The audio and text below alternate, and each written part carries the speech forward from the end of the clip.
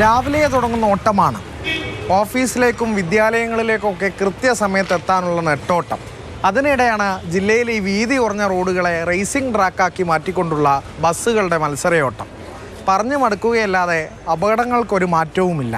കൃത്യമായ സംവിധാനമില്ലാതെ ഇതിന് പരിഹാരം കാണാനാവില്ലെന്നാണ് ബസ് ജീവനക്കാരും പറയുന്നത്.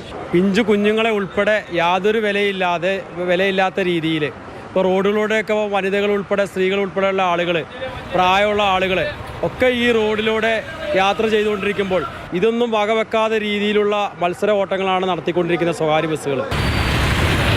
തുടരെയുള്ള അപകടങ്ങൾ, ഗതാഗതക്കുരുക്ക്, ഇതിൽ പൊറുതിമുട്ടിയ നാട്ടുകാരുടെ പ്രതികരണമാണ്.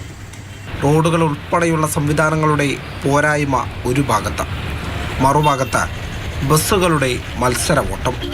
നിലമ്പൂർ ചന്തക്കുന്നിലെ ഗതാഗതക്കുരുക്കിന് പ്രധാന കാരണം ഈ മത്സര ഓട്ടമാണ്.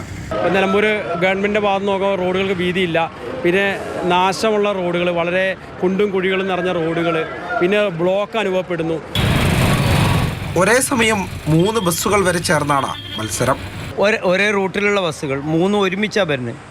അപ്പോൾ അതിനുള്ള സംവിധാനം ചെയ്യാൻ തോടത്തോളം കാലം നമ്മൾ എത്ര പാഞ്ഞിട്ടും അല്ലെങ്കിൽ ബസ്സുകാർ പാഞ്ഞാലും ജീവൻ പൊലിയാന്നല്ലാതെ അതിനുള്ള ഒരു ക്രമീകരണം ചെയ്യാൻ കഴിയില്ല എന്നുള്ളതാണ് ഞങ്ങൾക്ക് തോന്നുന്നത്. പതിവാകുന്ന അപകടങ്ങൾക്ക് പുറമെ കാൽനട യാത്രക്കാർക്ക് പോലും വെല്ലുവിളിയാകുന്ന തരത്തിലാണ് ഈ മരണപ്പാച്ചിൽ.